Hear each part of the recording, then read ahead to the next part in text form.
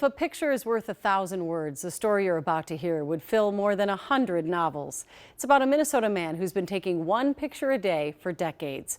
Turns out he recently took his 10,000th photo, making this tale picture perfect for Boyd Hoopert's land of 10,000 stories.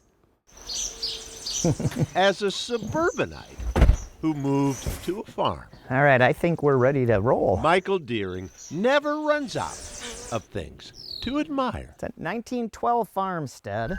The bullet holes going through it, like you wonder who did that. His windmill. To me, it's like it signifies a beacon for your farm.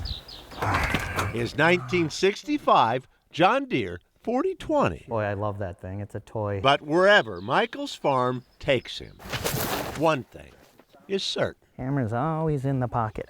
And why? Because you never know. Which brings us to Michael's farmhouse basement. This is the cache of 27 years of photos.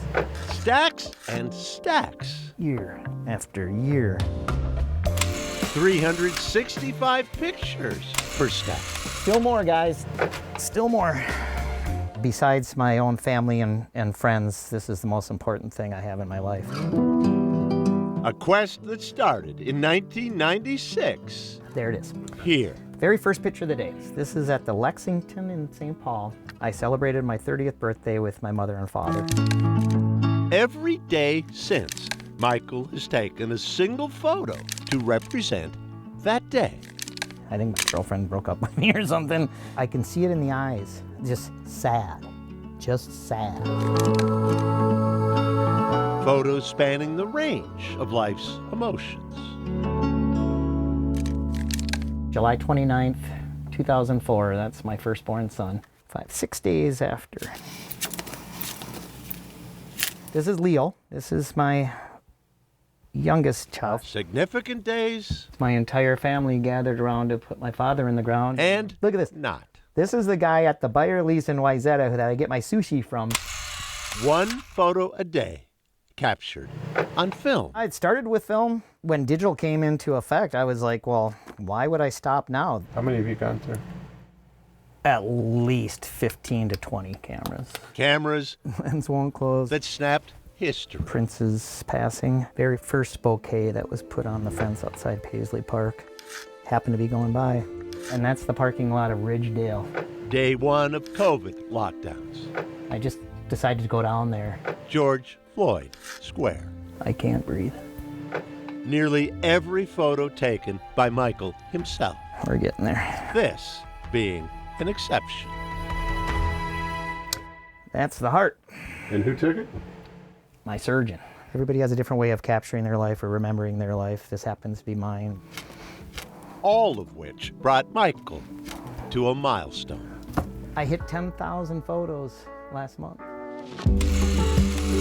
10,000 days, 10,000 photos, 10,000 stories, 10,000 memories.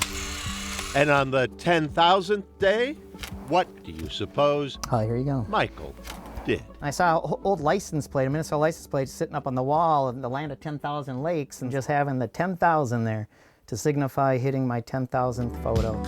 Not long after, visitors from the city showed up, I had to put the charger on it.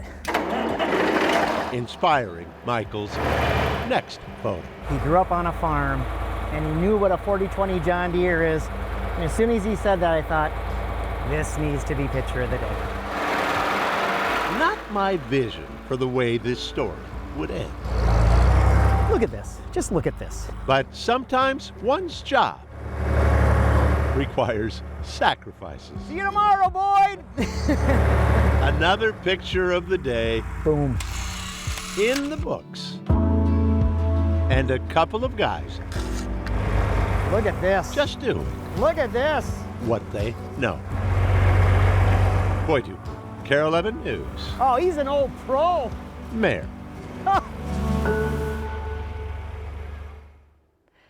I don't know who loved that story more, Michael or Boyd.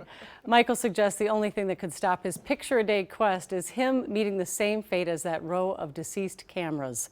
Michael says all he asks is that someone develop his last roll of film. Either that, or he jokes, bury it with them.